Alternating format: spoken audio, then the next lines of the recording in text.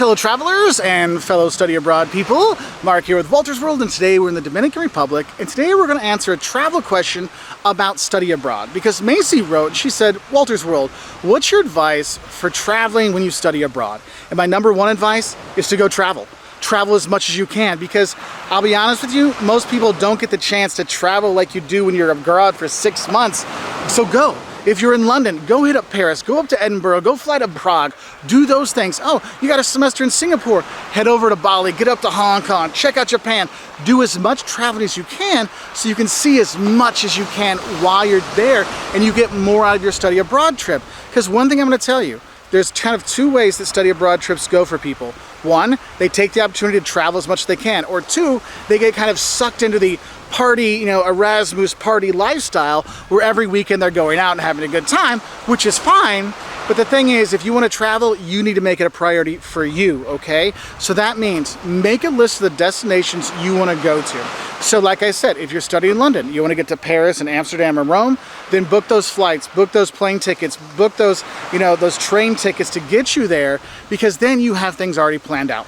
But of course, before you book your tickets, look on your syllabi to make sure that you actually have those weekends free or that time free, so therefore you have the time to go enjoy it, okay? So that's one thing. Find your destinations and go ahead and book. And you're saying, well, Mark, maybe my friends want to come with me. They said they want to travel too. Yeah. Everybody says they want to travel when they study abroad, but not everybody does it. And that's why I say is, one, don't wait for your friends to book their tickets, book your own. Two, don't book your friends' tickets either, because they'll back out and then you'll be out the money and they'll be like, oh, I don't have the money to pay you back for that flight. Sorry. Look, just book your own and give your friends your plane information. Hey, here's my flight information. If you want to come with me to Prague, book the flight. Hey, here's my flight info to Bali. You want to fly and meet me there? Great, okay? But you need to make sure you're the one taking control of your travel destinations, because otherwise people just kind of sit around it and they have a good time.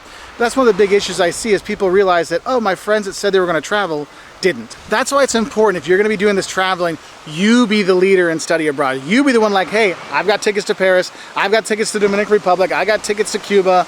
You have it there, then other people can follow along. And the same advice I have for booking your flights, I have the same thing for booking your accommodation. Book your own.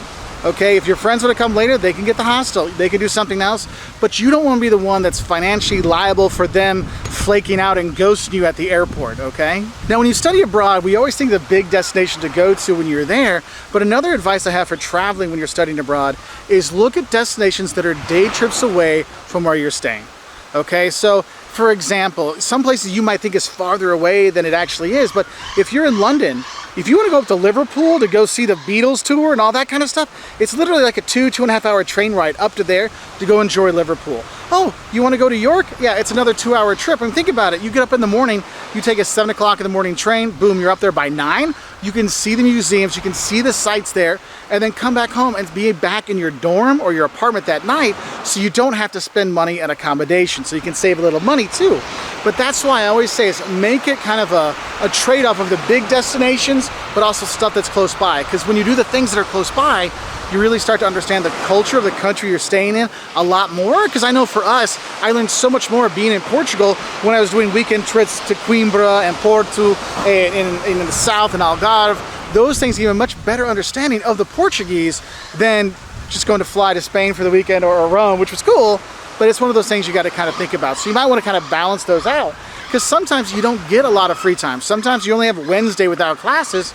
Boom. Take that advantage, take that time to do it, okay? Now, another thing I want to advise, if you're going to be traveling to a country that has classes every day or 3 or 4 days a week, and you don't get a lot of chance to travel while you study abroad, one thing I would do is maybe book on a couple weeks at the end, or a couple weeks at the beginning, or maybe a month at the end, so you can go and backpack afterwards. You can go backpack Europe, you can backpack, I mean, I spent a month backpack South America after I spent my semester in Argentina, and I got to see so much more because I knew, hey, I can block that time off at the end and do that and go enjoy some of my trips.